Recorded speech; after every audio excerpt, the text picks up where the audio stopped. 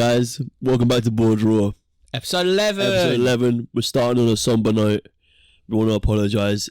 We had some technical difficulties towards the second half of the last episode. We disappeared.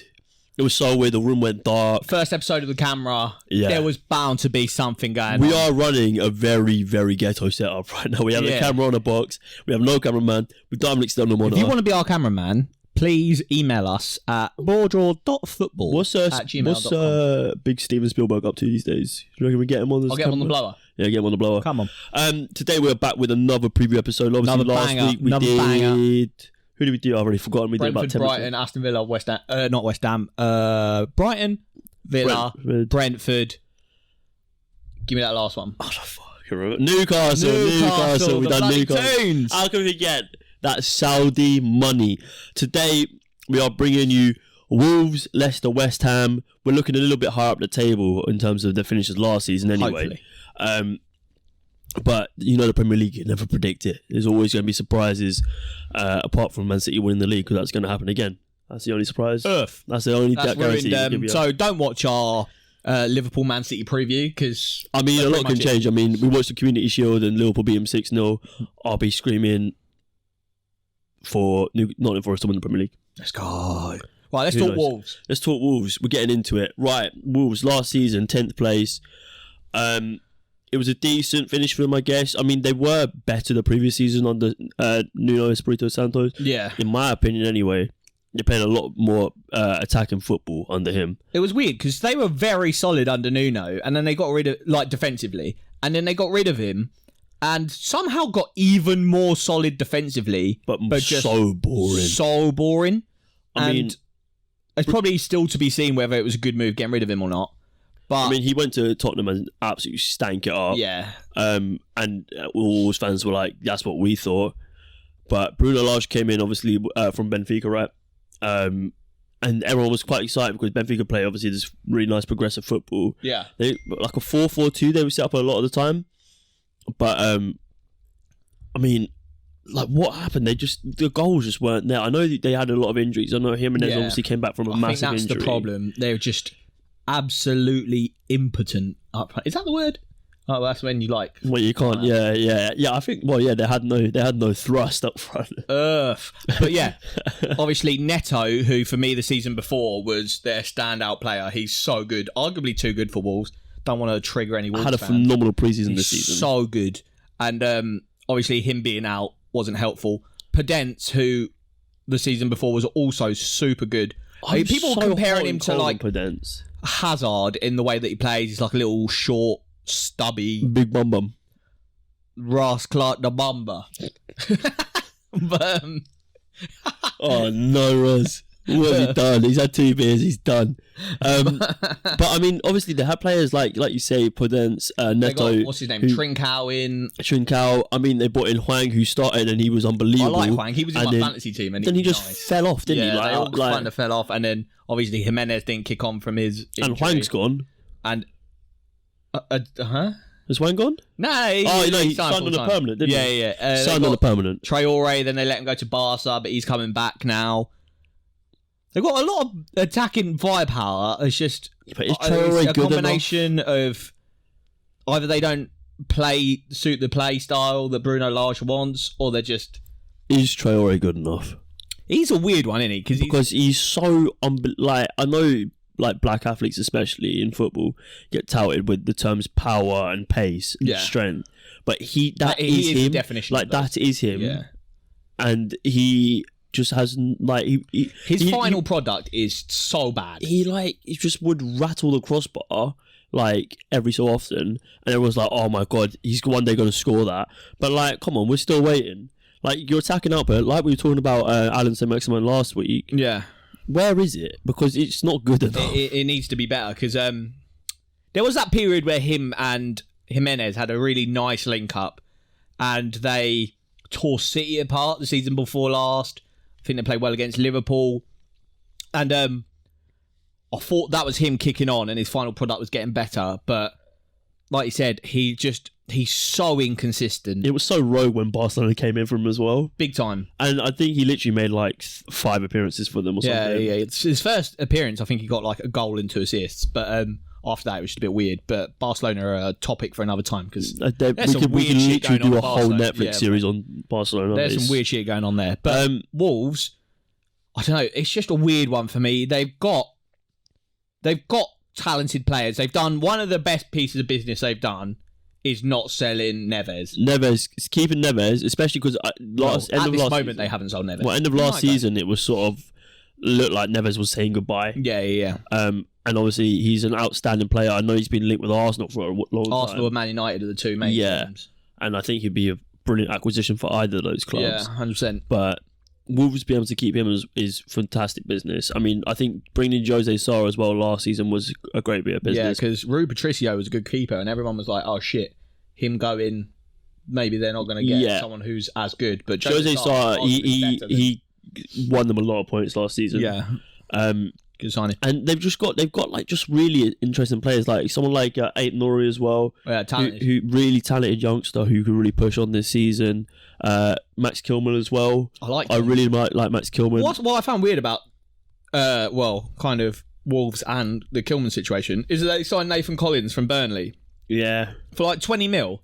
Why would you sign another centre back when arguably defence is your strongest section of the pitch? Connor Cody. You've got Connor Cody. You've got Willy Bowley. You've got Kilman. You've got what's that Turkish or Moroccan brother called? Roman Saiz. I think he might be off this year. And it's like, why would you need another centre-back when you could spend that 20 million, which is a lot? I think Saiz has been linked with a move to AC Milan. Maybe. But I like Saiz. He's very good. He's very good at for attacking output. Yeah, I was going to say, he scores a lot of goals. But like, do you need Nathan Collins? For me, that's a weird way to spend 20 I think they see him as potential for the future. Yeah, I mean, 20 million for an English for an Irish centre-back. Doesn't take up a registration slot though. What does it now? No, I don't think so. No, it doesn't. If he had 3 years, which I think he had, yeah, I mean, it is a lot of money for someone who's not so proven. I think for me, get yourself I just harken back to Ericsson, but someone in that ilk that's going to play in front of Moutinho and Neves. That's going to get you. Moutinho's getting on as well. Get you 10 assists and 10 goals. Obviously, that's fucking ideal situation. You're not going to get 38 games out of Moutinho this season. But yeah, get yourself a nice, Prem-proven, goal and assist merchant Cam.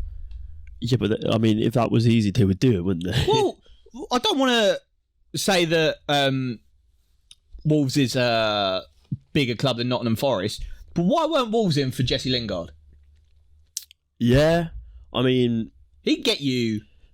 goals and assists. Yeah, but West Ham were in for him and then he wanted like 200k a week. Yeah. Obviously the money talks, but like, and I mean, maybe if Wolves put themselves forward, he might have liked that project. I mean, they've also gone and spent 20 million on Nathan Collins, which seems like a lot of money for the player, but he is young and he doesn't take up a registration slot, which is an important thing for a team like Wolves. You have a lot of foreign players. Yeah. But I mean, they're not going out there. They don't re-sign players on massive wages. I mean, I assume Rui Patricio was on quite a lot. I mean, Jesse Lingard was just like someone in that ilk that you know is going to get you goals and assists in the Prem. Yeah. I think they were going to be a weird one this season because they don't have the excuses of injuries now. Yeah. They've got Neto back, who I think could be their star player this season. Yeah, I think 100%. He might be a mercurial like maverick. It's a weird really one though, because like obviously while he was injured, he wasn't getting the limelight, and that kind of took him out of the transfer market. If he kicks on again, he's going to be right back in the transfer market, and big Donnies are going to come and sniffing around him. Yeah, I mean, there'll always be a frightening prospect when they've got players like Jimenez and Traore, Podence, Hwang. I mean, I could see someone like Max Cornet going to Wolves. Yeah, they were linked with him. I think that'd be a really good sign. Obviously, Burnley got relegated. He would definitely have a release clause in there because he only signed in January. Yeah. And I don't think he's on like massive wages. I think he'd be in the 100k, but like I don't think he'd be like too far above that. Yeah, no, which isn't out of their range. Good shout, especially if they want to be progressive and push themselves up the table to challenge for those European spots.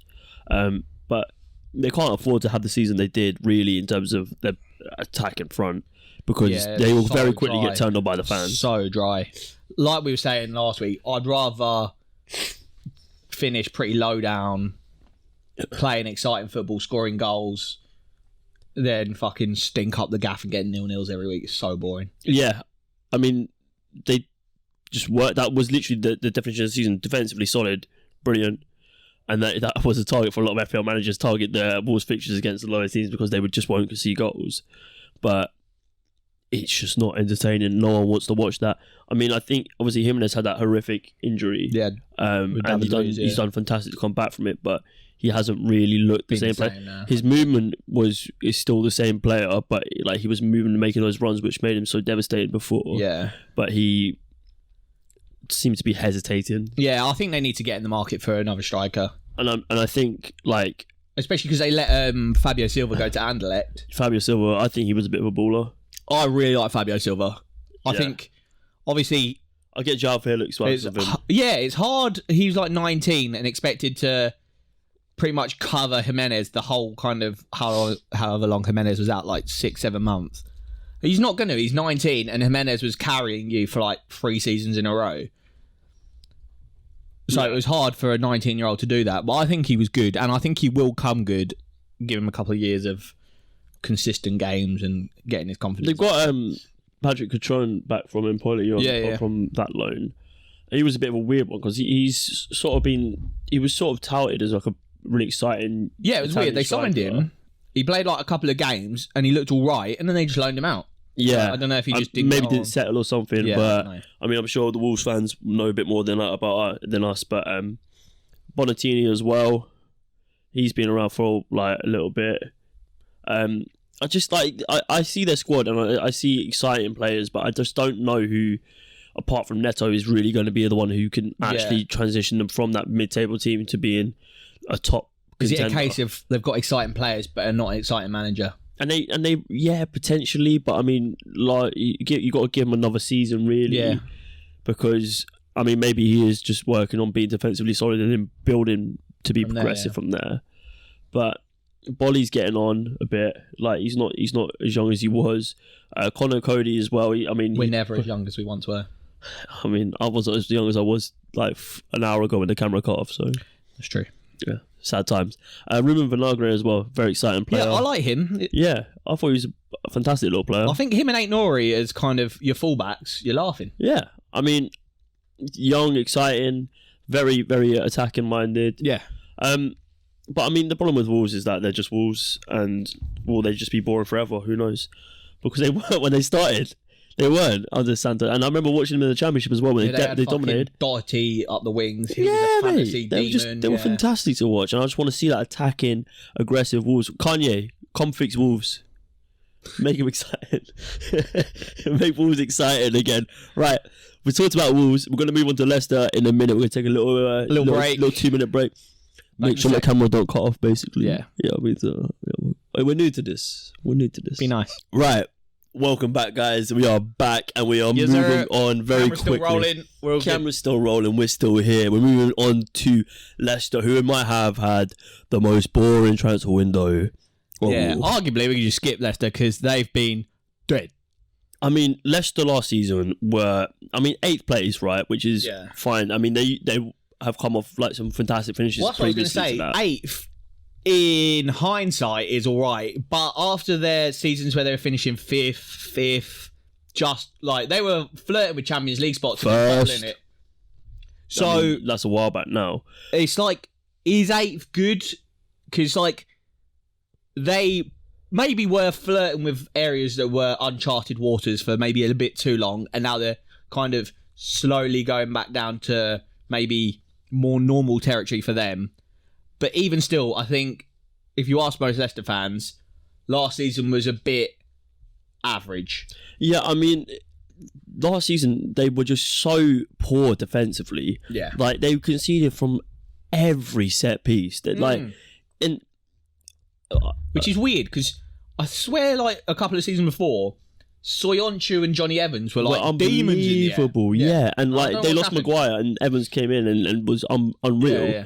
And I mean, I know they've struggled to keep Pereira and Castagna, and obviously Justin had a horrific injury. And so Fofana. Yeah, I mean, they've had injury issues, and they had Marty coming in and playing centre back, which I mean shows the struggle they had last season. But still, when you could see so consistently from set pieces, and you can't, and coaching can't fix that, you have some deep-rooted issues. There are problems at that club then, which is horrific to say because obviously the tragedy they've been through with the ex-chairman passed away. But I think there is something weird going on. Like, is Brendan Rodgers' days numbered now? Because I mean, how many? I mean, all they're going to do if they finish 8th again or 9th, they're just falling away from the pack again. Well, that's what maybe. Do you know last week when I was saying the kind of managers that are most in trouble, or starting with, let's say, starting on the thinnest ice, let's say, and we were saying Steven Gerrard and Frank Lampard, maybe you could put Brendan Rodgers in that top 3. Yeah, potentially.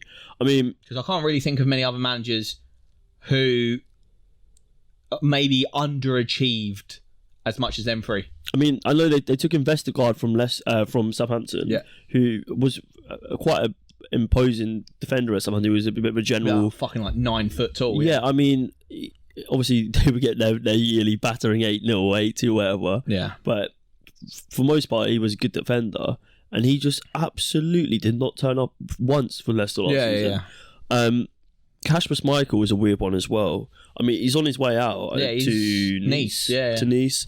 After 11 years. Yeah. And he was like a fucking like stalwart at Leicester. But I don't know why he's off. I just remember in the earlier in the season listening to commentators saying like, "Oh, Kasper Schmeichel has been performing excellently again. He's been outstanding." And you watch the game, and you think he really hasn't. He hasn't really. And like, how's Kasper Schmeichel been so good for so long? Yeah, that now we just sort of assume that he just is good still. I think he's one of those who's like a media sweetheart, isn't he? Like, I mean, never obviously, want to say a bad word about him. Yeah, I think maybe they need to start looking at. Well, they need to now because he's been linked with a move away. But I just don't think he is what they need at the minute. I think it is time for a bit of a squad overhaul. I think they've still got too many. Not that they've got too many, but I think some of the players are still living off that season where they won the league. Yeah, I mean, the fact that they've got Jamie Vardy, they've got Kasper Schmeichel, Ndidi. Ndidi's a good player. Oh, yeah, I think Ndidi's fantastic. It's Samara like, as well. Maybe they need a new, just a new identity, a new flux of players that haven't achieved anything yet and are hungry to prove something again. Because, like you said, that Sumare signing, he signed and then didn't really get a decent run of games. And I think maybe you need this, like, Fofana, Sumare, Harvey Barnes. Dewsbury Hall, I like Dewsbury Hall a lot. Who's that geezer up front? Patson Daka. These kind of players. Dewsbury Hall, I like him a lot as well. And maybe they need these new players to bed in and get rid of... Obviously, we love Jamie Vardy. I like Iheanacho a lot. I mean, and so this was a topic I spoke to Roz about earlier. Like, is this Vardy's last season? Because what is he? He's like 76 now. Yeah, and I know he stopped playing for England to extend his professional career. WKDs in Red Bull can only last you so long, mate. Yeah, I mean but the thing is, like, he still will score goals, and like but I just like, is it like you say? Is it time that Leicester need to move on from that era?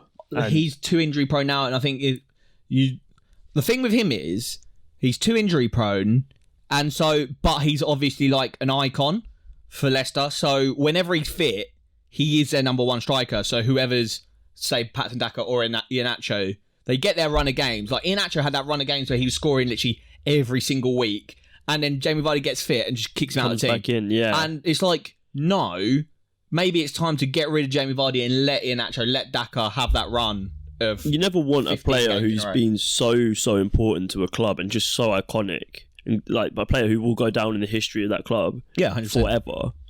But you don't want it to go to that ugly stage where they're still around, but you really like, all right, you overstayed your welcome now. Like the Arsene Wenger situation. Yeah, I mean, but like, look at someone like Sadio Mane. They've accepted that their time was up. A legend of the club. Yeah, and he's moved on. And like, it's always a case really to be said about leaving when your stock's high. What's the Batman quote? Where it's like, stay, leave a villain, or leave a hero. If you live long enough, blah blah. The villain. If you live long enough as the hero, you become the villain or something like that. But I mean, don't want to do that for Vardy, mate. Yeah, exactly. But I mean, I think you can get another good season out of him if he gets 12, 13 goals. That's an impressive contribution still. Go out on a high. Another big one as well. Yuri Tielemans. What's happening with him? Where is he going? Heavily to Arsenal. No one knows. I think he'll be gone. Well, he's on his last year of his contract, so it's either now or sell him now for money, or he's gone on a free. So I reckon they sell him now because you could probably still get 30-ish million, which if Leicester is anything to go by, they reinvest well. So I mean, if I was Leicester, I think I'd be looking for. They've got Dennis Pratt back from Torino, where he went on loan last season. Who's a really weird player because I actually think he's a decent player. I think he's good. And he just never seems to get given any time at Leicester. Fill the kind of Tielemans gap.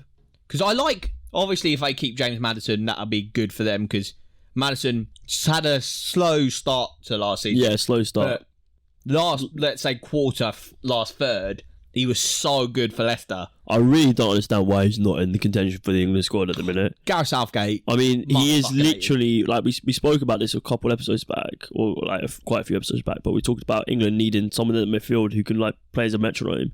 And that is not his role, but he probably does it better than anyone in that England midfield. And his passing range is phenomenal. And he's an attacking threat. What more do you want? Set piece specialist. Yeah, it's weird that he's not in the England team, and it's not weird that he hasn't moved on from Leicester because he's been linked with Arsenal, he's been linked with Tottenham. But until this season, Leicester were contending. Yeah, 100%. And but they've done well to keep him. And if they focus around him with Dewsbury Hall, Soumare behind him, maybe Dennis Pratt, I think Leicester, they've got good fullbacks. And we say this is like a fucking staple of the BoreDraw podcast, is you need good fullbacks to be a good team. 100%. And Leicester have good fullbacks. Justin, baller. Castagne, baller. Pereira, baller. Yeah. Luke Thomas, He's not bad though. But they've got decent fullbacks.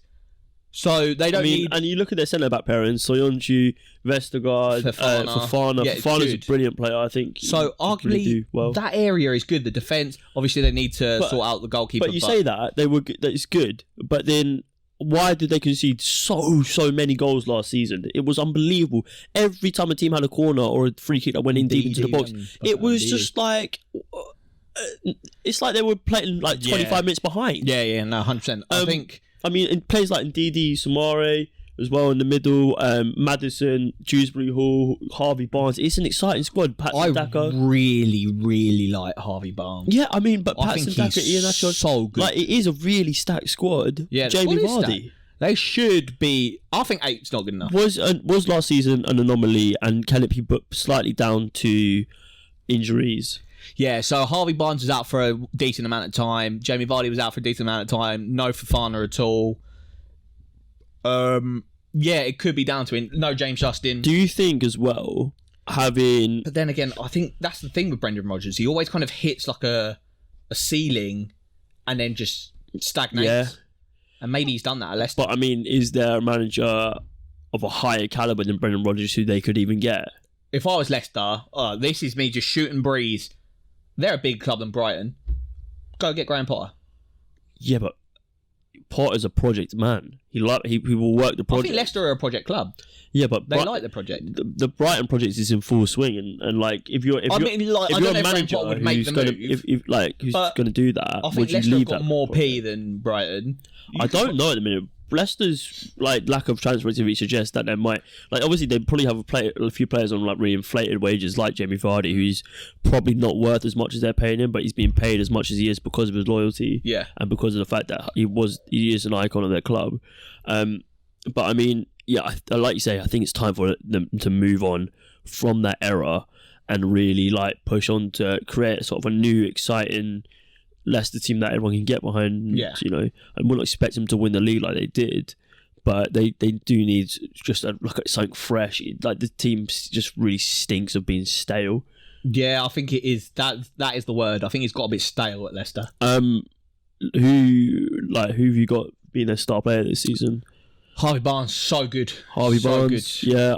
James Maddison. What's that Pep quote where Aguero left? He's like, so good, we cannot replace him. We cannot replace. And I like the, the clip was like, it was Harvey Barnes. Ooh.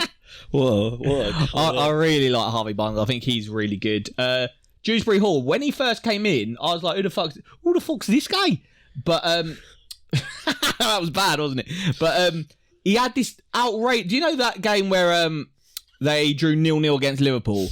And I think Liverpool, I don't know if they just came off like loads of wins or something, and everyone was expecting Leicester. I think they just got turned over. And they drew 0-0. And I think I remember this game vividly because I'd taken Salah out of my fantasy team, and everyone was like, oh, why have you done that? Liverpool playing Leicester and Salah's going to fucking bang. And I was like, wait a minute. And it finished 0-0, and I was like, so I was shitting myself the whole game that Salah was going to do something. Just bag a hat-trick. And I was watching that game intently like, oh my God, Salah might bang a hat-trick. But all I could see that whole game was Dewsbury Hall just fucking balling out. I really like Kieran Dewsbury Hall. Yeah, I think so he's I a think fantastic him and player. Harvey Barnes, nice little duo on that left. So he's like a left centre mid and left winger. I like that a lot. I actually like. I feel like if you play Patson Daka, yeah, I don't see why he wouldn't get 20 goals in a season. Oh, blood clot, 20. I don't know. I think he's phenomenal. I think he's just a scary striker. And like you got to play if he had 20. Him and Iheanacho are both like very good. And 38 games, yeah, in a row with Harvey Barnes, James Maddison, and Patson Daka, like feeding Patson Daka. Why couldn't he get 20 goals? No, I agree. There's definitely worse people to have around you than Maddison and Harvey Barnes. Oh, easy. That's like assists on a plate. But like, the reason he won't is because Brendan Rodgers will continue to play Jamie Vardy. Yeah, my guy will have like his 40th hit replacement and still be in the team. Exactly. Yeah. I mean, I think for the rest of the season, like they need to just get some fresh blood in. They need to decide whether or not Tielemans fucking signings. Like, because but like, is it all balancing on whether Tielemans stay? Because if Tielemans stays, they need to try and get him a new contract. It's going to be a massive wage increase for him to even consider it. If I don't think he would get rid of him. 30 mil, invest that in a. I think they can get more than that. Well, maybe not actually because his last season was contract. Yeah, no, I think 30 mil. You could either go 20 mil on a right winger, 10 mil on a young centre mid, like who's that geezer from Huddersfield that we were talking about the other way? Lewis O'Brien. Lewis O'Brien, yeah. Get him in, phenomenal someone like signing. That. Or 30 mil on a right wing and do what you want. But yeah, get him out. Get Vardy's wages off the thing. Get him down to the championship. Roz is saying get him out because Roz wants him at Arsenal. Oh, yeah. He is a good player. Yeah, he is. He's good, but from what I could see the Leicester fans saying last year, kind of like he down tools. I think he knows he's on his way out. Yeah. And I think he down tools. And I think it'll be a good move for both of them. It'll allow Dewsbury Hall to have that centre mid role. It'll allow Samare to have that centre mid role properly. Yeah. I think I feel like he's a player that you will notice that he's not there, but he's not irreplaceable. Yeah, 100%. He is very much a player that you can put into the team to make the team better. But it's a player that, like, when he's not there, like, he doesn't really do a lot of defensive work. Oh, no, his defensive output is terrible. Really bad. Yeah, it's not. And so, like, and I think that was their issue last season. Like, they're not going to lose a lot of attacking output because they still have players like Harvey Barnes and Maddison. Yeah. You know, and Kieran Dewsbury Hall as well is chipping in, and he's probably going to get better. So, I mean, it's a weird season for Leicester. For me, I think they can be confident in the squad. Oh yeah, it's a top 10 squad, but they need more signings, mate. But you can't be content with finishing 8th last season, and then if they finish 9th or 10th this season, it's a slippery slope. And we were saying this the other week. Towards everyone in the league is strengthening, is getting stronger. If you're not strengthening, you're losing. Apart from Everton. Fuck Everton, man. I hope they get relegated. Fuck Everton. All right. We're going to take a little another team. And then we're going to talk about my favourite Prem team that is an Arsenal. Did you know that? Is it? Yeah, I've forgotten who we're talking about. I think so. Oh, yeah. West Ham. Yeah. That's weird. All right. Cool. We'll be back in a minute. West Ham. Bat baby. West Ham. David Moyes boys. They're my favourite team that aren't Arsenal, I think. I like the story of them being kind of like a bit of a shitter, and then Moisey coming in, reinvigorating the squad, reinvigorating the himself. Recent fairy tale. Yeah, And yeah, I like it. I like some of their players. I'm a big fan of Bowen. Big fan of Declan Rice. Yeah, I think there's good vibes to be had at West Ham. West Ham, they are very likeable. I mean, they are just a fantastic club with a great support, and the European story as well was phenomenal. Yeah, sad it didn't go the way that they wanted it to, but it's still a phenomenal achievement. Yeah, I think the future's looking up for West Ham. Oh yeah, 100%. I mean, you've got a smart manager at the helm. You've got arguably England's biggest talent in your centre mid. Yeah, I mean, probably the first name on any England team sheet. So you've got reasons to be happy. You've got assets. You've got a manager. You've got nice big stadium. You've got young players like Bowen, like Ben Johnson. Yeah, I think it's a good time to be a West Ham fan. Yeah, I mean, they are probably the most improved club in recent times in the Premier League. 100%. I mean, they weren't even that great when Moyes first took over, but he's really worked wonders with them. He's added QPR's old manager, Mark Warburton, to the assistant manager role, it was a surprising move, I think. Well, I wasn't expecting it anyway, but I think he'll be a brilliant asset to them. He'll only improve them. Like you say, phenomenal players in their squad, like Bowen, Ben Rama as well, started last season really well. Didn't finish particularly strong, but was still there. Started well, and then I don't know about Antonio, because he goes through these goal scoring forms where he just looks like such a handful. But can you get away with just where West Ham want to be? They want to be in and around Europa League, maybe even pushing for Champions League. Oh yeah. Can you get away with being a striker that is just a handful? No. Yeah, That's the thing. You need like 15 goals a season, and Antonio, I don't think is going to give you that. They have brilliant players across the pitch, and I mean, even players like Fornals and Lanzini and Souček as well. Yeah. Kufau, I think, is a really underrated right back. Yeah. Who else they got? They've got like Kurt Zuma as well. He's a really solid centre back. Don't let him near your cat, though. Don't let him near your cat.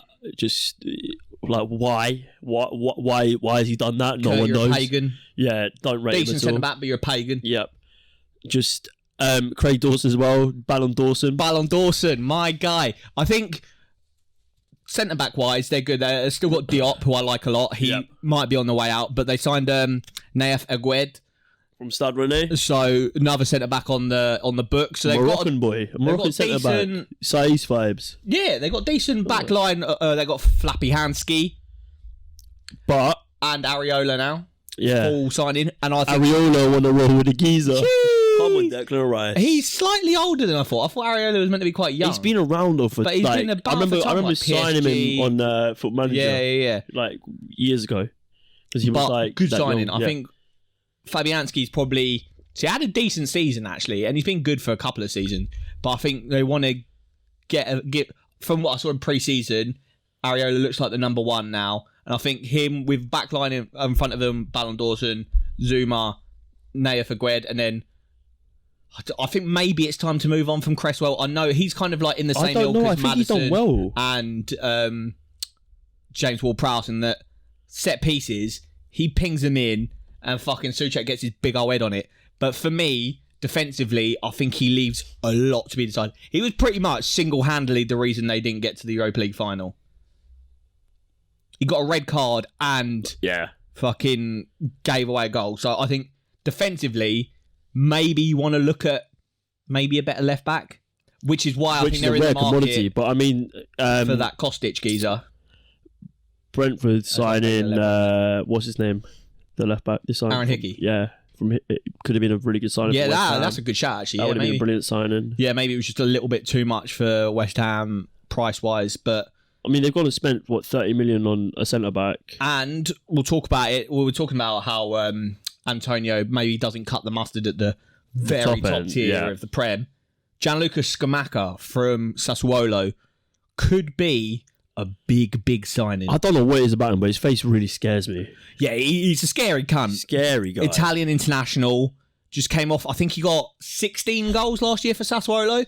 I really like Sassuolo. Just broke into the Italian national team, and so he's one of those people. I think he's like 6'5", and I think he'll get painted with the brush of target man, get your head on it. Well, that's what happened to Lukaku. But he's just not a target man. Offers so much more. His hold-up play is so good. His link-up play, he's very techie. His passing, the quick passes are nice.